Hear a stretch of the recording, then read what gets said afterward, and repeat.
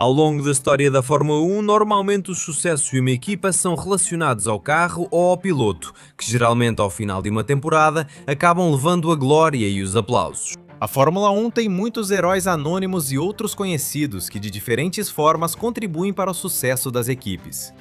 Hoje, em homenagem a esses heróis pouco reconhecidos, iniciaremos uma nova minissérie neste canal dedicada a eles. A esses gênios que deram sua contribuição para a própria história das equipes mais bem-sucedidas da Fórmula 1 ou até mesmo para a própria história da Fórmula 1. E para inaugurar essa minissérie, hoje vou te contar a história de quem é o líder de uma das estruturas mais laureadas da história da principal categoria do automobilismo. É uma das maiores sequências de sucesso do esporte, com 8 anos seguidos de conquistas, sendo um homem com poder, ambição e bastante liderança.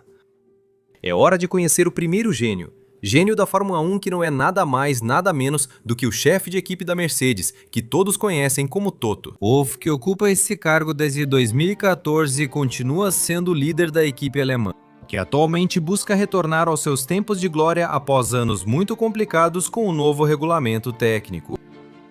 Então, senhoras e senhores, sejam bem-vindos ao primeiro capítulo de Gênios da Fórmula 1, a história de Toto Wolff.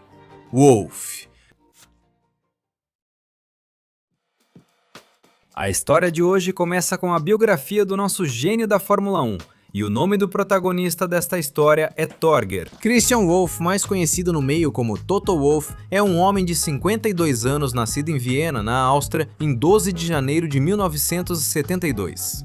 Toto Wolff é atualmente o chefe de equipe da Mercedes, além de investidor da equipe, investidor em diferentes empresas ao redor do mundo e também sócio de outra equipe da Fórmula 1 atualmente.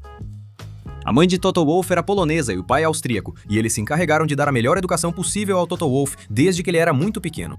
No entanto, a infância de Wolff não foi muito boa, pois quando ele era muito jovem, seu pai ficou doente e o dinheiro não era algo que sobrava em sua família. E aos 15 anos ele teve que ver seu pai partir deste mundo cedo, quando faleceu de um câncer cerebral que foi diagnosticado e tratado desde que Toto tinha apenas 8 anos. Nesse momento em particular, a mãe de Toto Wolff era médica e agora tinha a responsabilidade de sustentar a família. Com todas as complicações que isso traz, e onde evidentemente os problemas econômicos eram enormes para conseguir sustentar Toto e sua irmã. No entanto, o próprio Toto Wolff comentou que essa situação foi o que mudou completamente sua vida, já que ver seu pai doente e as dificuldades financeiras que sua família enfrentou foi um grande impulso em sua vida, como uma dura lição que teve que aprender desde muito jovem. Mas mesmo assim, com o falecimento do pai de Toto Wolff, sua mãe queria que eles continuassem tendo a melhor educação possível e, junto com a ajuda do avô, pagaram a educação dele. Toto Wolff e sua irmã estudaram em uma escola particular francesa em Viena. Devido aos problemas econômicos da família, muitas vezes não conseguiam pagar as mensalidades, e Toto Wolff relata que em várias ocasiões foi impedido de entrar na escola por falta de pagamento. Situações que ele considerou na época vergonhosas, mas que aos poucos foram formando o caráter da pessoa que ele é hoje em dia. No entanto, durante todo esse tempo, Toto Wolff desenvolveu um gosto pelo automobilismo e pelas corridas, graças a uma viagem que fez com amigos, onde o destino o levou ao circuito de Nürburgring. Além disso, um amigo dele era piloto de Fórmula 3 e o convidava para as competições, fazendo com que ele se apaixonasse completamente pelo mundo do automobilismo. Isso eventualmente o levou a comprar um Seat Ibiza, com o qual começou a correr em campeonatos locais e, na verdade, seu primeiro campeonato oficial foi a Seat Ibiza Cup, além de também participar de algumas competições da Fórmula Ford, onde ele conseguia tudo isso trabalhando como instrutor no circuito do A1 Ring, que hoje em dia é conhecido como Red Bull Ring, o que permitia que ele ensinasse jovens pilotos e dirigisse alguns veículos no rápido traçado austríaco. Ao dirigir nesse circuito, percebeu que ainda precisava de mais experiência, quilometragem e testes para ser competitivo.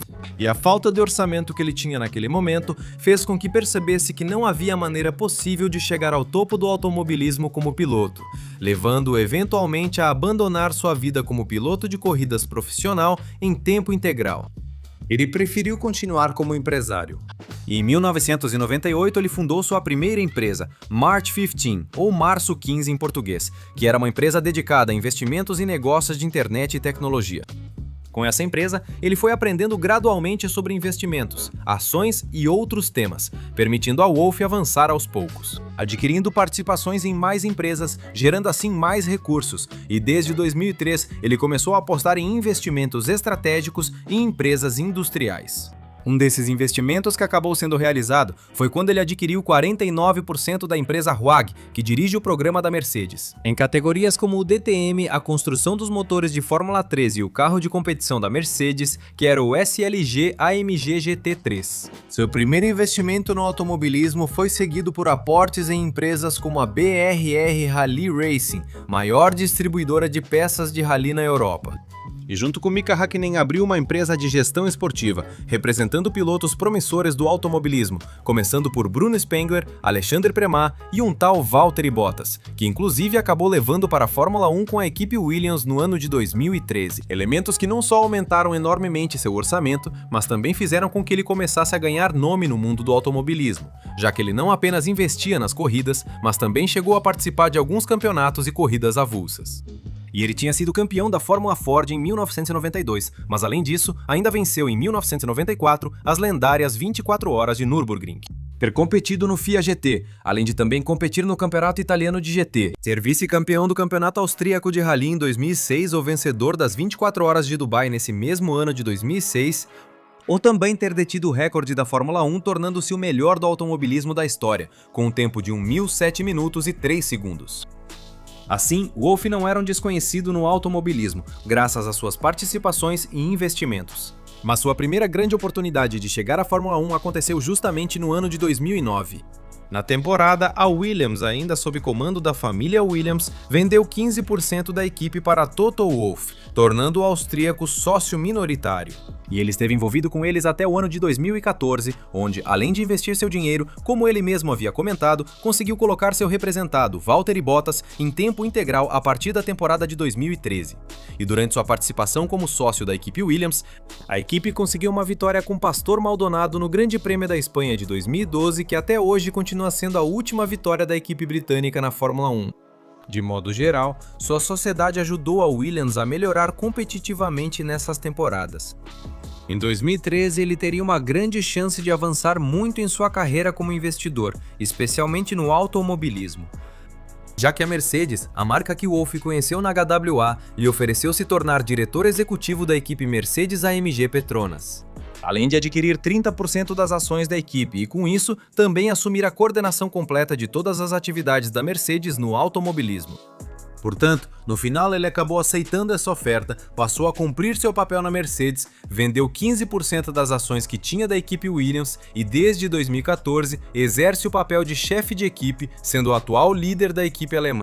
Algo que não poderia ter ocorrido em melhor hora, pois de 2014 a 2020, sob sua liderança, a Mercedes dominou a Fórmula 1 e venceu seguidamente os campeonatos de pilotos e construtores.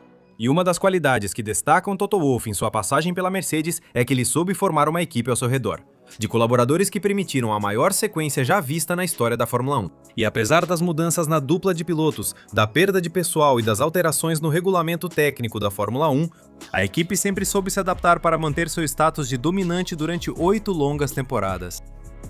Durante todos esses anos, Toto se destacou por sua incrível capacidade de negociação e grande influência nas altas esferas do grande circo.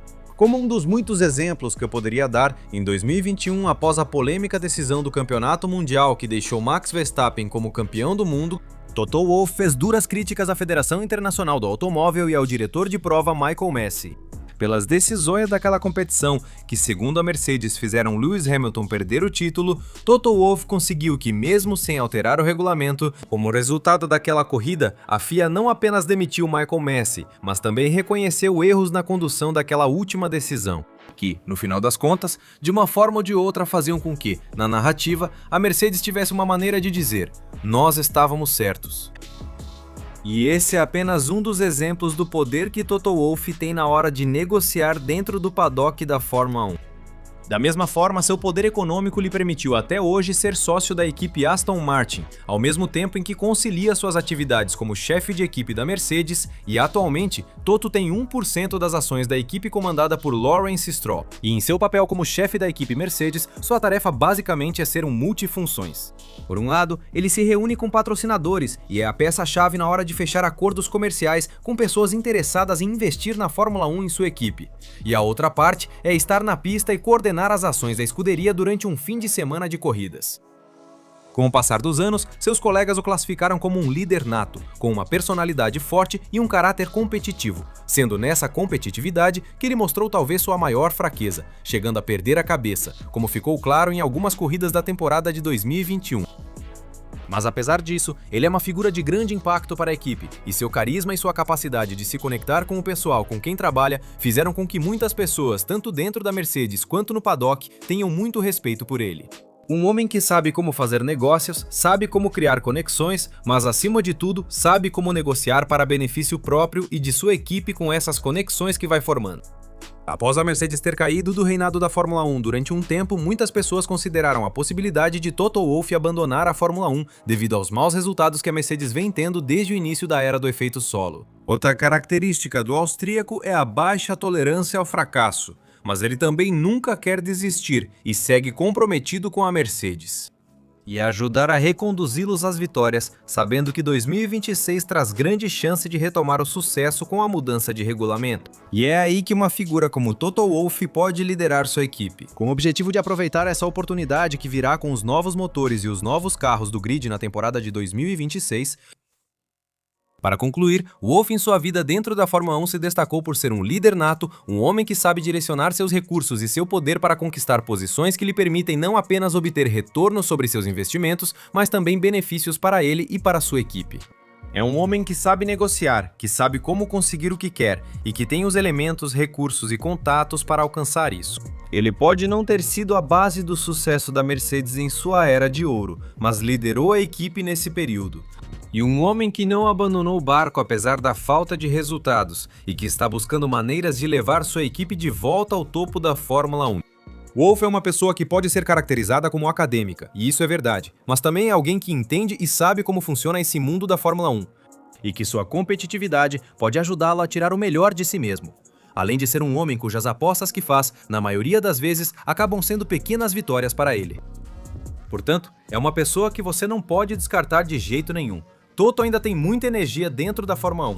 E mesmo que nos últimos anos ele tenha tido que tomar decisões difíceis, 2026 será o ano para saber se todas as apostas que ele fez nesses momentos de derrota o levarão de volta ao caminho das vitórias. Mas, como eu disse, sendo o gênio que esse homem é, não descartem de jeito nenhum a liderança dele e não se surpreendam se em 2026 voltarmos a ver a era Mercedes em seu máximo esplendor. Senhoras e senhores, assim encerramos o primeiro capítulo de Gênios da Fórmula 1. Não se desesperem, pois nos próximos capítulos falaremos de pessoas como Bernie Ecclestone, Adrian Newey e Ross Brawn. Mas agora te pergunto, sobre qual outro gênio da Fórmula 1 você quer que falemos no capítulo 2? Qual é a sua opinião sobre Toto Wolff e como você considera que tem sido o trabalho dele dentro da Fórmula 1? Convido vocês a deixarem todas as suas opiniões na seção de comentários, que vou ficar muito feliz em ler cada uma delas. Mas se você gostou deste vídeo, me dê um like, inscreva-se no canal, ative as notificações para saber quando eu postar um novo vídeo e compartilhe este com seus amigos. Também aproveito para te convidar a nos seguir nas nossas contas do Instagram e do Twitter, cujo link estará na descrição deste vídeo. E a gente se vê em breve para o segundo capítulo de Gênios da Fórmula 1. Obrigado por nos acompanhar e até logo!